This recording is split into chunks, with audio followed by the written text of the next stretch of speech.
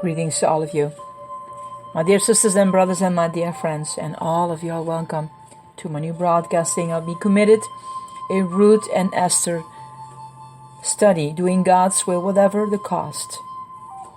Today, we starting the nationality of Esther. This is your pastor, Getty.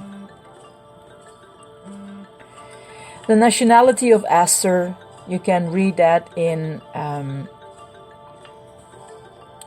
verse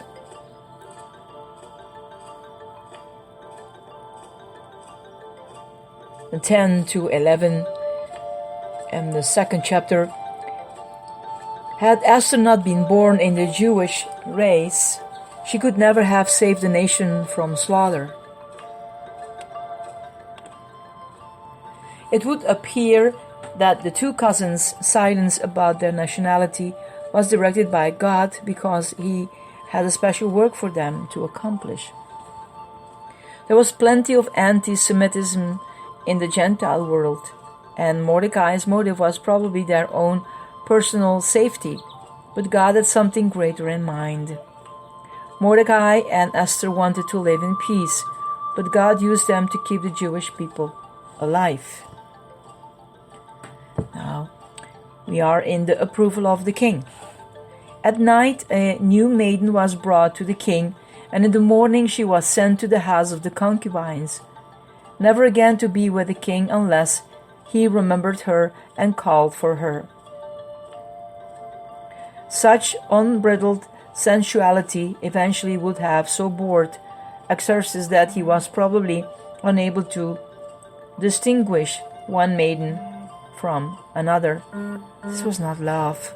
It was faceless, anonymous lust that craved more and more, and the more the king indulged, the less he was satisfied. Esther had won the favor of everybody who saw her, and when the king saw her, he responded to her with greater enthusiasm than he had to any of the other women. At last he had found someone to replace Vashti.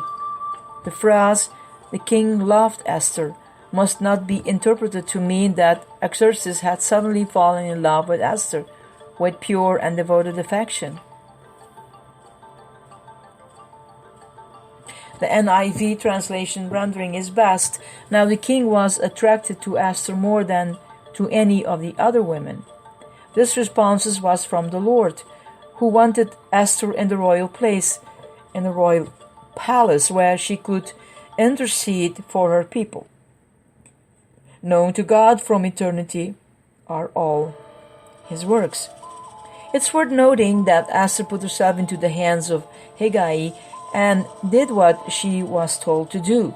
Hegai knew what the king liked, and being partial to Esther, he attired her accordingly. Because she possessed such great beauty in form and feathers, Esther didn't require the extra that the other women needed. The king personally crowned Esther and named her the new queen of the emperor. Then he summoned his officials and hosted a great banquet. This is the fourth banquet in the book. The Persian kings used every opportunity to celebrate, but the king's generosity even touched the common people, for he proclaimed a national holiday throughout his realm and distributed gifts to the people. This holiday may have been similar to the Hebrew, the year of the Jubilee. It's likely that taxes were cancelled, servants set free, and workers gave a vacation from their jobs. Xerxes wanted everybody to feel good about his new king. And now we are coming into the interventions of Mordecai. in chapter 2, verse 19 to 23. And let's read that with each other.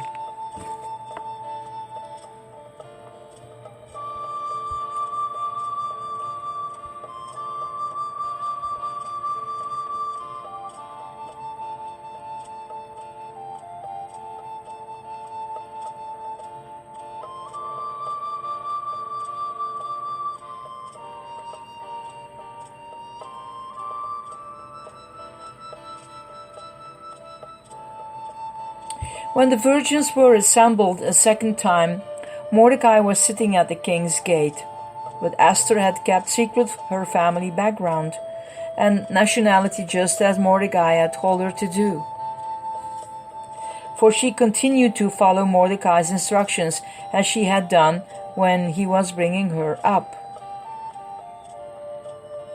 During the time Mordecai was sitting at the king's gate, Bigthana and Teresh, two of king's officers who guarded the doorway, became angry and conspired to assassinate King Xerxes. But Mordecai found out about the plot and told Queen Esther, who in turn reported it to the king, giving credit to Mordecai. And when the report was investigated and found to be true, the two officials were impalmed on poles.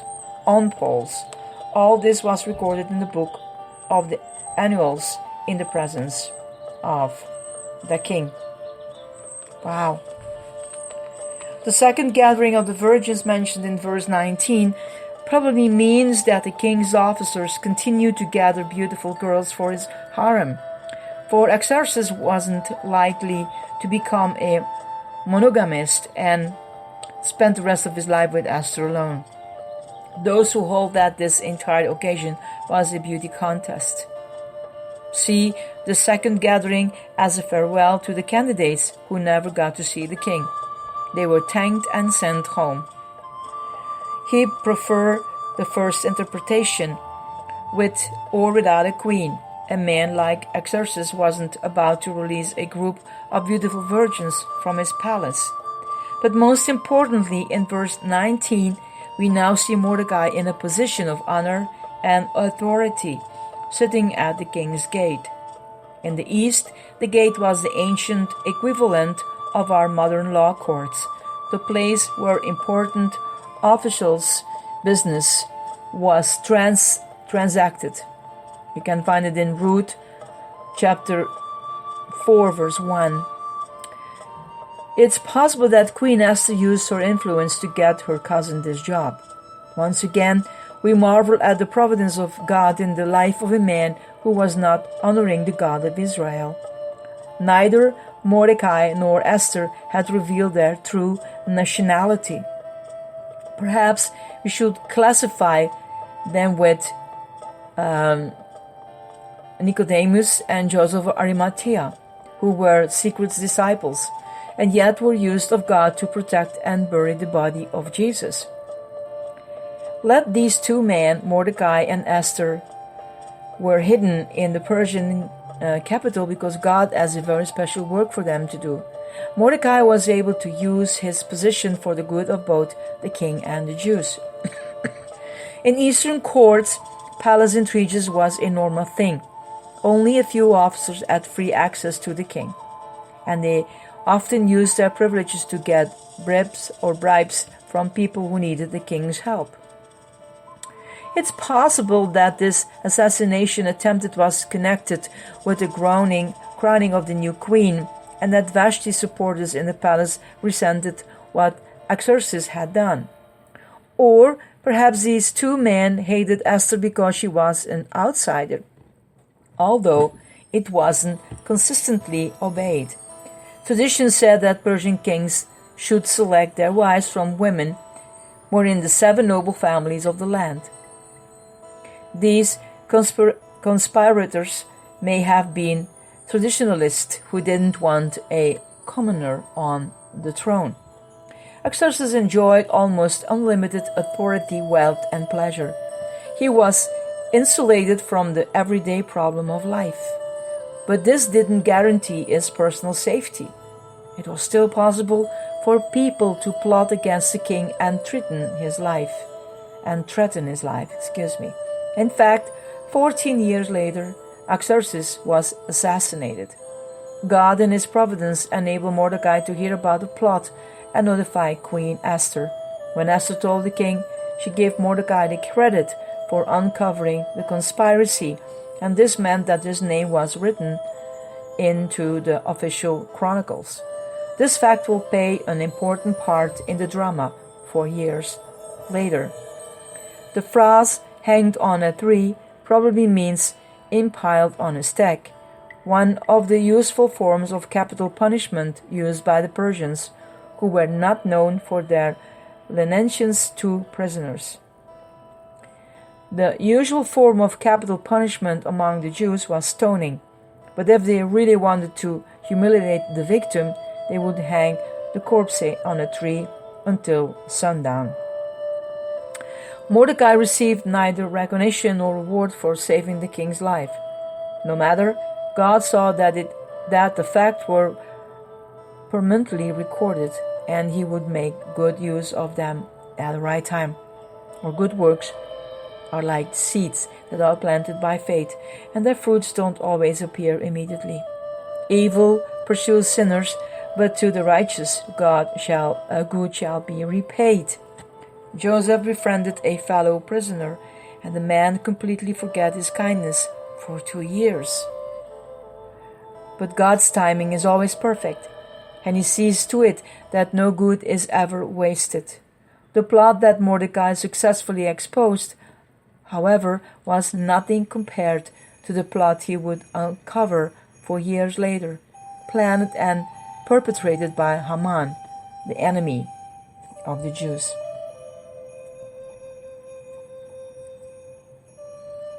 So this is the end of that part.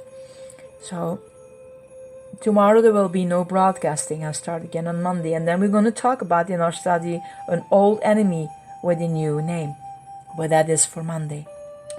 So I hope that you're still enjoying this study and historical fact about this Persian Empire with the Queen Esther and her cousin Mordecai. So, but more later. May you have a wonderful weekend. Blessings to all of you. This is your pastor, Yeti. I love you guys. Bye.